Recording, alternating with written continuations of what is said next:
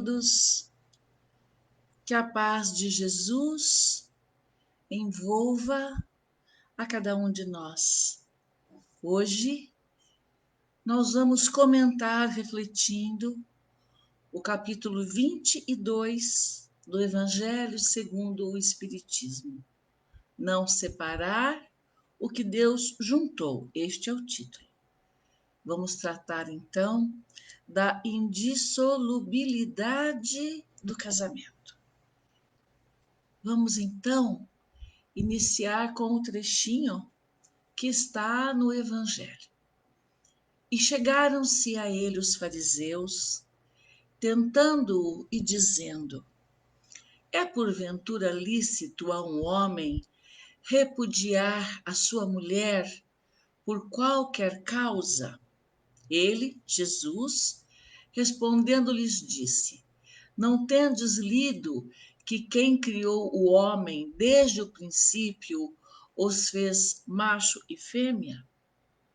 Disse: por isso deixará o homem pai e mãe e ajuntar-se-á com sua mulher, e serão dois numa só carne. Assim que já não são dois, mas uma só carne. Não separe logo o homem o que Deus ajuntou. Replicaram eles: pois por que mandou Moisés dar o homem a sua mulher carta de desquite e repudiá-la? Perguntaram a Jesus. Respondeu-lhes: porque Moisés, pela dureza de vossos corações, vos permitiu repudiar vossas mulheres, mas, ao princípio, não foi assim. Eu, pois, vos declaro que todo aquele que repudiar sua mulher, se não for por causa da fornicação e casar com outra, comete adultério. E o que se casar com a que o outro repudiou, comete adultério. Este é o trechinho que está no Evangelho. E assim, meus queridos amigos, nós vamos aquietando nossas emoções, ligando o nosso coração ao amoroso coração de Jesus, pedindo a Ele que nos oriente para que possamos compreender a mensagem do Evangelho, mas sob a luz da doutrina dos Espíritos. Te rogamos, Senhor da vida, que fique conosco, agora e sempre. Que assim seja. Muito bem, meus amigos, então, nós vimos agora o trechinho que está no Evangelho. Esse trecho é de Mateus. E vamos ver, então, o que dizem os Espíritos para nós. Vamos lá. A não ser o que precede de Deus, lembrando que Kardec fez essas observações a partir de cartas e reuniões com a comunicação dos espíritos para traçar o corpo filosófico da doutrina. Este foi um dos trabalhos de Kardec. Portanto, o que nós vamos ver agora é um trabalho feito por Allan Kardec, trazendo todo o conhecimento que ele adquiriu quando abraçou esta novidade, vamos chamar assim, a partir das mesas girantes. Muito bem, então aqui no capítulo 22, ele diz assim: a não ser o que precede de Deus, nada é imutável no mundo. Vejam só, tudo então na natureza e também em nós, criaturas humanas, tudo está sujeito a transformações. Tudo o que procede do homem, em se referindo àquilo que nós fazemos, está sujeito às mudanças. Portanto, todos nós, a sociedade como um todo, a humanidade, aquilo que é feito pela criatura humana, sofre mudanças, mas aquilo que procede de Deus, não. Isso é legítimo, faz parte das suas leis. Vejam só. Então, nós estamos sujeitos às mudanças. É o que vem dos homens. Por exemplo, as leis civis que as criaturas estabelecem, os legisladores estabelecem, podem ser modificadas. No mundo inteiro também, países têm suas próprias leis, inclusive com relação ao casamento, alguns procedimentos que são estabelecidos por juízes, enfim, as mudanças que nós podemos providenciar, nós, aqueles que estão no comando das vidas de todos. Muito bem. As leis da natureza são as mesmas em todos os tempos e em todos os países. É uma referência, então, em se tratando da lei da natureza, ela é de Deus. São as mesmas sempre, como ele diz aqui, em qualquer lugar, porque são leis divinas. As leis humanas, porém, modificam-se segundo os tempos, os lugares e o desenvolvimento intelectual. Vejam só, não é? Há também uma transformação à medida em que a criatura humana evolui. É um olhar diferente, até mesmo a necessidade se transforma de acordo com o passar do tempo, os milênios, enfim, toda essa transformação natural na vida da gente. Diz então que no casamento, o que é de origem divina é a união conjugal, que é o casamento feito, realizado entre um homem e uma mulher. E ele explica por quê. Para que se opere a renovação dos seres que morrem. Qual é a proposta para o nosso entendimento aí? A união conjugal entre pessoas de sexos diferentes é para gerar filhos, para dar oportunidade aos espíritos de reencarnar. Então vejam, a união conjugal é de origem divina. Dois espíritos precisam aproximar-se com a união para conjugal, naturalmente, para compromissos, para receber espíritos pela reencarnação. Daí essa expressão, somente com a união de um homem e uma mulher é possível ao espírito renascer. Isto faz parte da lei divina. E ele prossegue.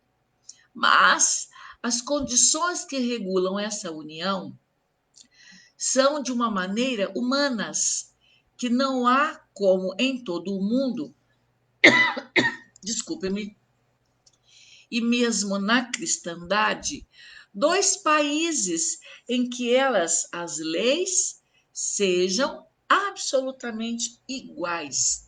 E não há mesmo um só em que elas não tenham sofrido modificações através dos tempos.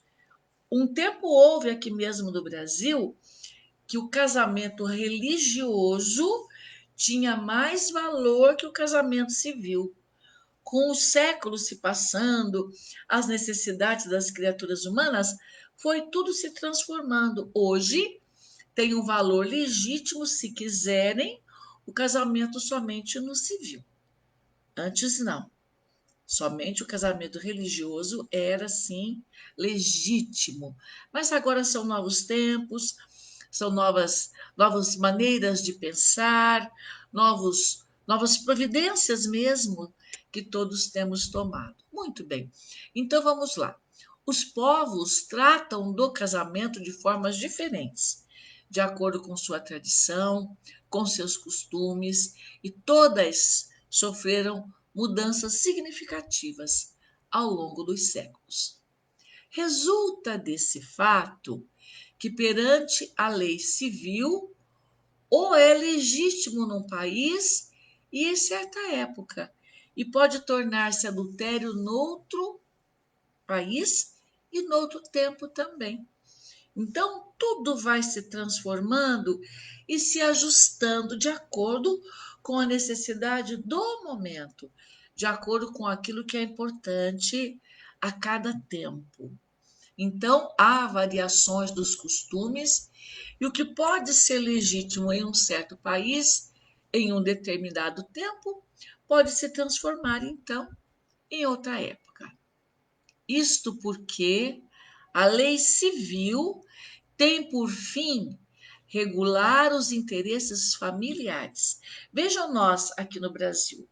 Houve um tempo em que o casamento ele era de união total, em se referindo aos negócios.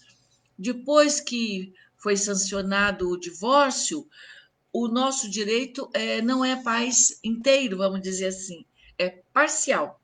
É aquilo que se conquista depois que o casamento se realiza.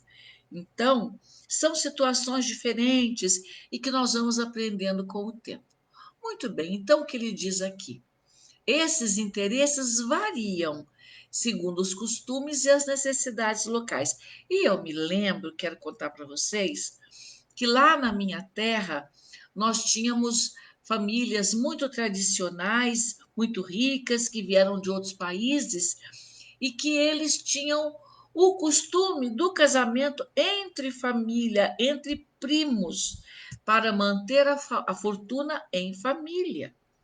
E o resultado desses casamentos, algumas vezes, traziam filhos apresentando alguma paralisia, alguma dificuldade, algum problema de saúde, sempre muito sério.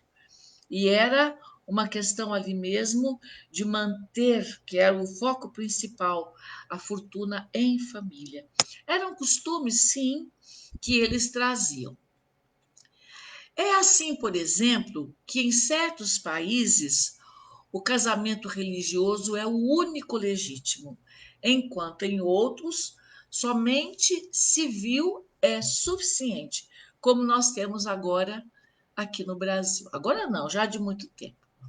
Então, alguns países o casamento religioso é mais importante de fato, não é? O que mais que ele diz para nosso entendimento aqui? Mas vejam o que vem trazendo Kardec agora. Na união conjugal, ao lado da lei divina, comum a todos os seres vivos, existe outra lei que eu, Nilza, considero a mais importante.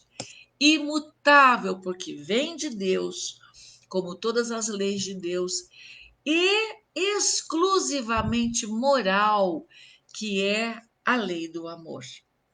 Nós encontramos companheiros, casamos, baseados no amor. E é isso que nós temos que pensar.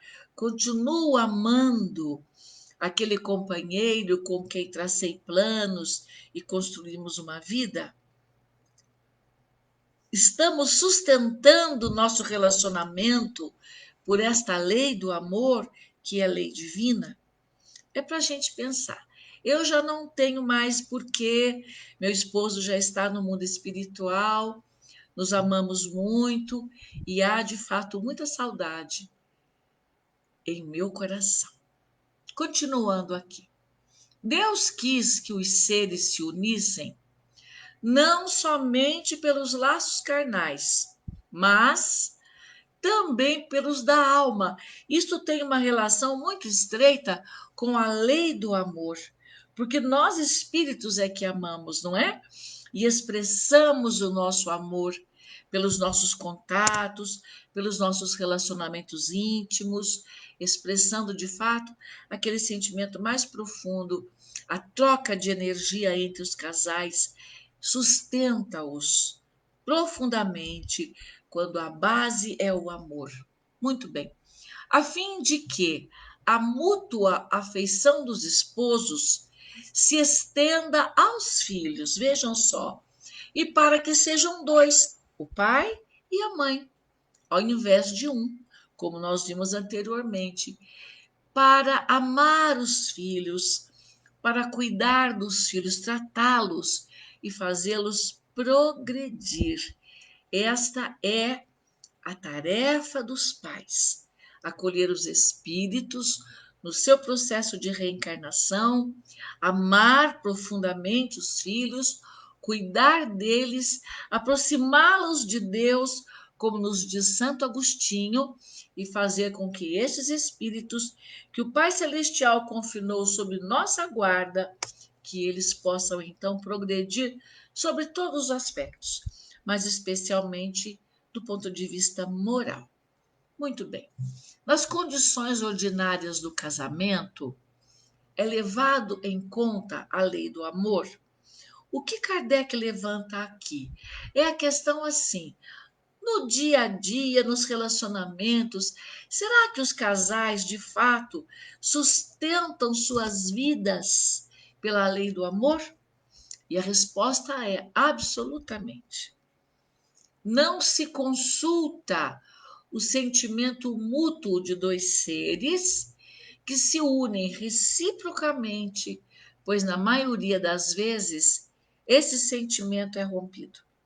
Quantos casamentos nós temos notícia, nós conhecemos, já vimos acontecer, que tem como base somente a, o interesse sexual, o envolvimento sexual.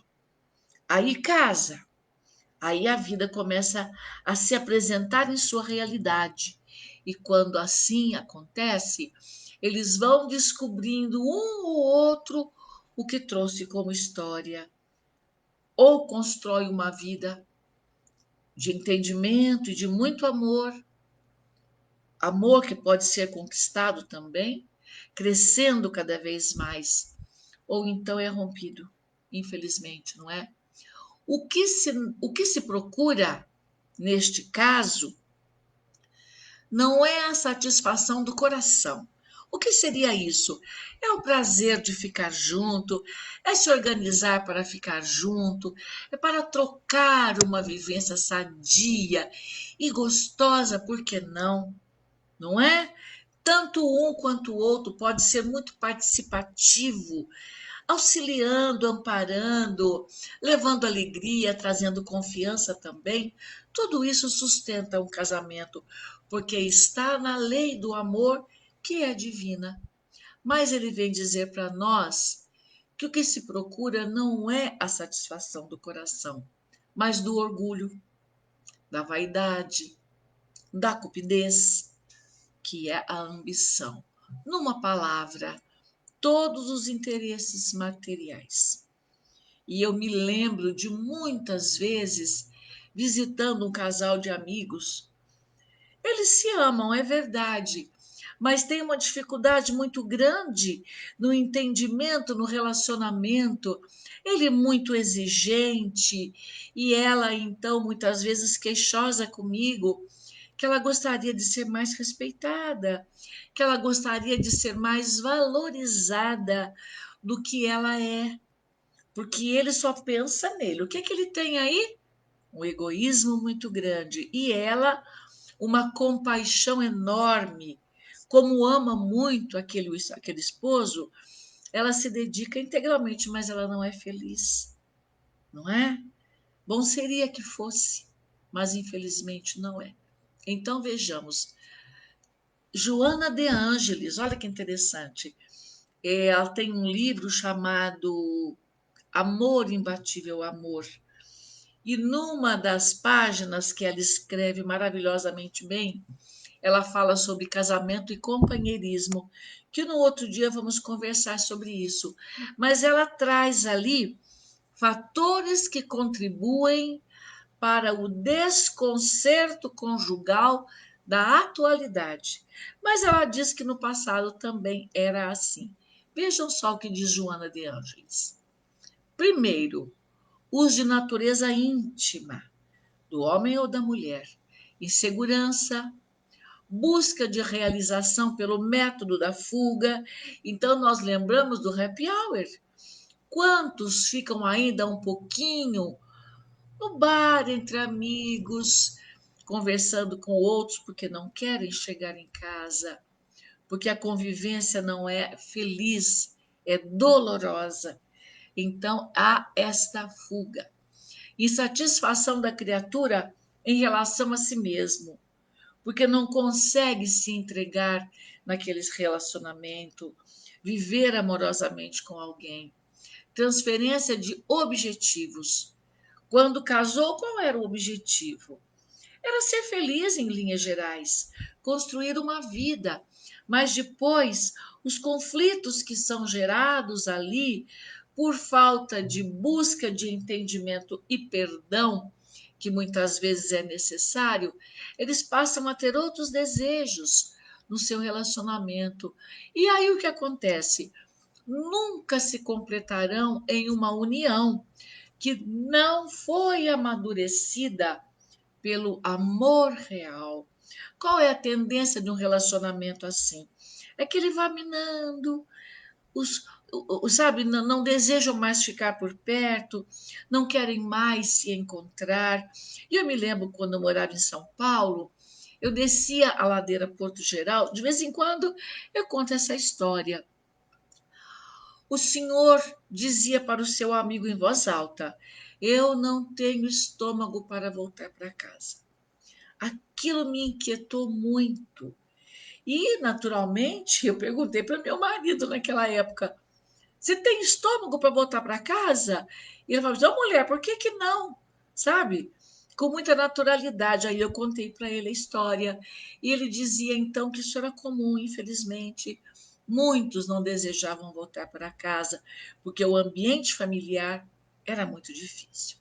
Continua Joana dizendo: Segundo, por outros motivos de ordem psicossocial, econômica, educacional, nos quais estão embutidos os culturais, de religião, de raça, de nacionalidade, que sempre comparecem com o motivo de desajustes, passados os primeiros momentos de euforia e de prazer. Quando é que isso acontece? Quando a vida vai passando e nós vamos mostrando quem somos em realidade. Pode ser maravilhoso? É o ideal, mas nem sempre é assim. Porque aqui na Terra, a grande maioria dos relacionamentos é de provação. Em alguns casos, expiação. Porque nós estamos aqui no processo de reajuste com a lei divina. Então, algumas vezes a dor comparece da nossa vida. Os relacionamentos ficam muito difíceis porque não conseguem, de fato, se ajustarem emocionalmente. Então, eles são diferentes, muito diferentes, mas o ideal seria aproveitar as diferenças para então aprender um com o outro, o que é uma riqueza quando você deseja aprender aquilo que o outro traz de forma diferente. Diálogo. Diálogo é fundamental para que o relacionamento possa crescer ainda mais. O que mais? Ainda se podem relacionar aqueles que são consequências de interesses subalternos, nos quais o sentimento do amor esteve ausente. Isso é muito triste, de fato. Nesses casos, já se iniciou o compromisso com o programa de extinção, o que logo sucede. Eu, particularmente, conheço muitas famílias, muitas senhoras que contam para mim que no começo era maravilhoso, mas depois foi desgastando, que gostariam de viver sozinha, mas olha a expressão de algumas delas, suportam ficar em casa, porque não tem nem como sobreviver de outra maneira. É hora de mudanças, não é assim? É hora de tolerância, de compreensão, de sentar para conversar amorosamente, de expressar o amor para que ele possa crescer, para que ele possa então renovar-se. Muito bem, esse foi o trechinho extraordinário de Joana. Continua então o texto com Kardec. Quando tudo corre bem, segundo esses interesses, que são de ordem material, disse que o casamento é conveniente. E quando as bolsas estão bem equilibradas, quando financeiramente o casal não apresenta nenhum problema, disse que os esposos estão igualmente harmonizados e que devem ser muito felizes. É muito interessante isso. Às vezes, eu mesma fiquei surpresa. Era um casal que eu achava que viveriam até os 90 anos, juntinhos, amorosamente. E, de repente, cada um para um canto. Já não se suportavam mais. E, socialmente, se relacionavam como todos os outros. Muito triste isso, sabe? Foi um choque para nós, os amigos mais íntimos. Como pôde chegar nesse ponto? Não cuidaram do sentimento, das emoções, para poder tentar ainda mais, não é? Ficarem juntos e reativar o amor. O que não pode acontecer é a violência. Quando há, então, não tem mais nada para fazer entre eles, não é? Então a gente tem que pensar nisso com muito carinho. Mas vejam só, nem a lei civil, nem os compromissos que ela determina podem suprir a lei do amor, se a lei do amor não presidir a união. Isso é muito sério. Seja como for, ficar junto, não é? Então eu convido os amigos para pensarem.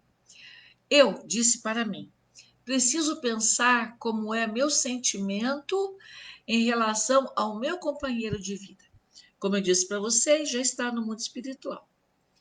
Eu o amo profundamente ou estou acomodada numa relação que não enriquece os meus sentimentos, não enriquece minhas emoções e nem as dele? Como é isto? Como estamos vivendo, não é? Disso resulta frequentemente que aquilo que se uniu à força, e algumas vezes acontece isso, eu me lembro de muitas que casaram para sair de casa, porque não suportavam a pressão do pai. Trocou 6 por meia dúzia, não é? Porque casaram iludidas e depois caíram em si e viram que realmente não fizeram o melhor por elas mesmas. Por si mesmo se separa e que o juramento pronunciado ao pé do altar se torna um perjúrio. Perjúrio é falso juramento. Se ele foi dito como simples fórmula naquela cerimônia de casamento. É bem assim, infelizmente. São assim as uniões infelizes que se tornam criminosas. Na TV tem aparecido não é bem uma propaganda, mas é uma chamada. A violência pode ser psicológica, moral, patrimonial, física e sexual. Eu tenho prestado muita atenção nisso, por conhecer algumas histórias assim. Quando um dos dois deseja ter domínio sobre o outro, é o fim de um relacionamento que poderia ser bom para o casal. É quando, então, a convivência fica insuportável. Quando um dos dois diz assim: não aguento mais o relacionamento. Fica muito difícil voltar para casa. Diz aqui, então, dupla desgraça, que se evitaria se nas condições do matrimônio não se esquecesse a única que o sanciona aos olhos de Deus, que é a lei do amor. Quando Deus disse, serão dois numa só carne, e quando Jesus advertiu, não separe o homem, o que Deus juntou, isso deve ser entendido, segundo Kardec, segundo a lei imutável de Deus, e não segundo a lei instável dos homens.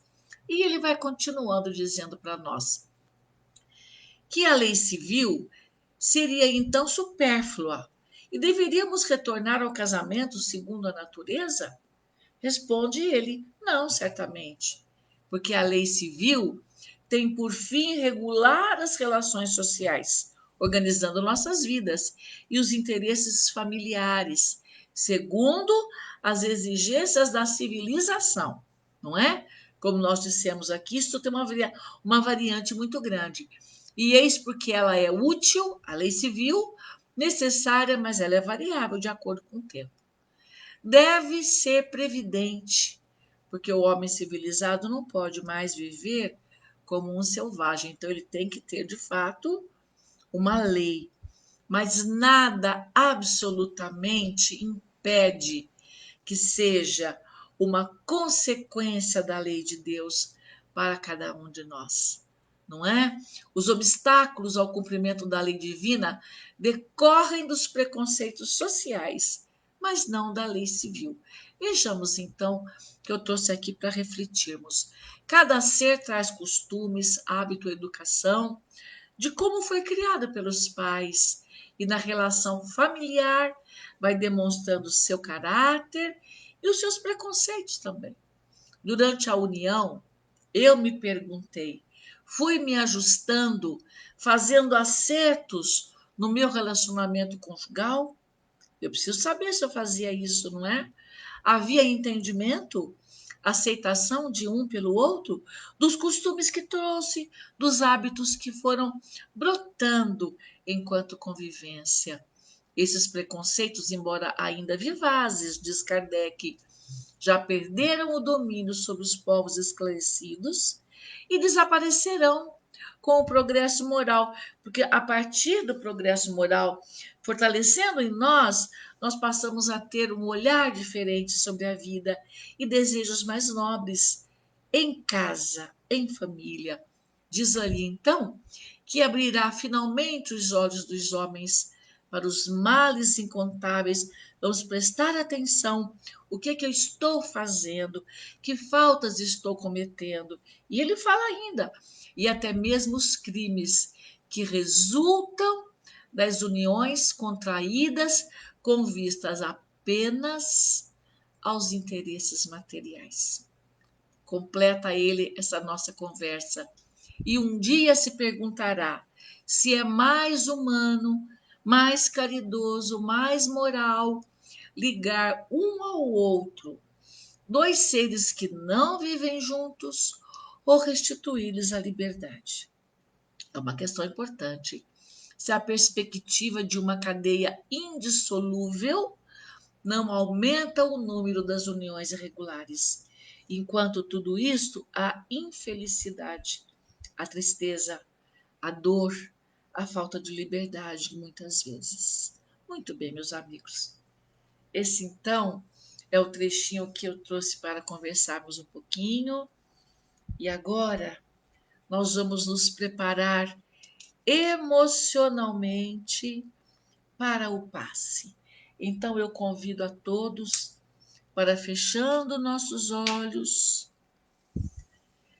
serenando as nossas emoções mais profundas, vamos nos transportar para a sala de passes da nossa casinha de amor, que é o Irmã Francisca, que chamamos assim, amorosamente. Vou ao Irmão Francisca. Vamos lá, pelo nosso pensamento, pelas nossas lembranças felizes de quando estivemos lá. Estando ali na sala de passes, nós vamos imaginar que diante de nós está Jesus, o meigo Rabi da Galileia, e o amigo serenamente estende suas mãos, colocando sobre as nossas vidas, para nos abençoar, para que nós possamos crescer em espírito que somos, aprender um pouco mais e sentindo essa presença amorosa, fortalecer os nossos pensamentos mais felizes e a nossa confiança na sua presença divina, Senhor. Respirando suave e profundamente, imaginando-nos ao lado de Jesus, acolhendo docemente as suas vibrações de amor. por tudo que recebemos, Senhor Jesus, a nossa gratidão. Mas queremos, Senhor, colocar em tuas mãos as nossas esperanças, que o mundo científico do planeta, elaborando as vacinas, possam atender a toda a humanidade, para que possamos vencer esta experiência ainda tão dolorosa. Pedimos por todos os médicos, pelo corpo de enfermagem, pelos técnicos de enfermagem, pelos auxiliares e por todos aqueles que se ocupam da higienização dos hospitais. Pedimos, Senhor, que as tuas bênçãos de luz alcance a cada um deles.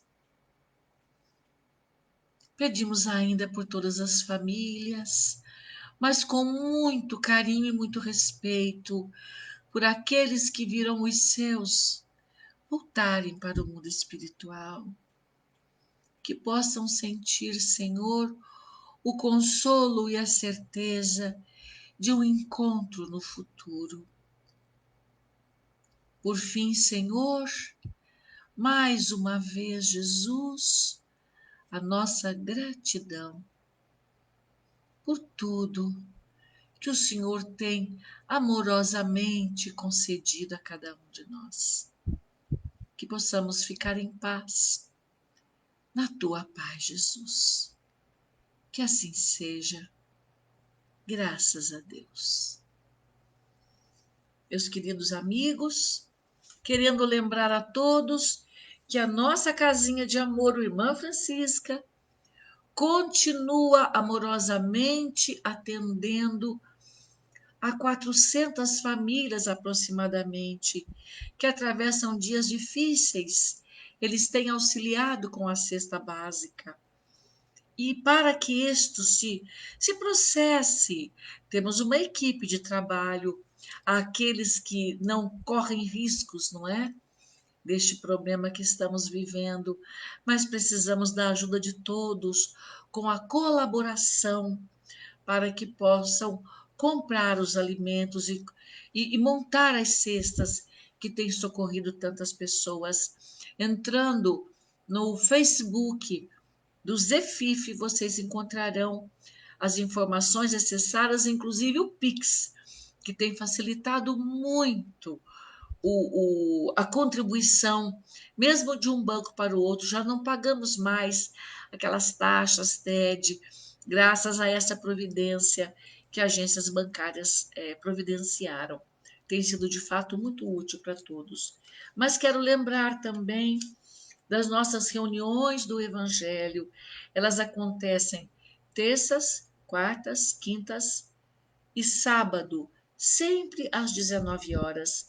E as lives com as palestras, segunda-feira, às 20 horas, quinta-feira, às 14 horas, sexta-feira, às 19 horas e domingo, às 10 horas da manhã. Assim, eu desejo a todos uma noite serena.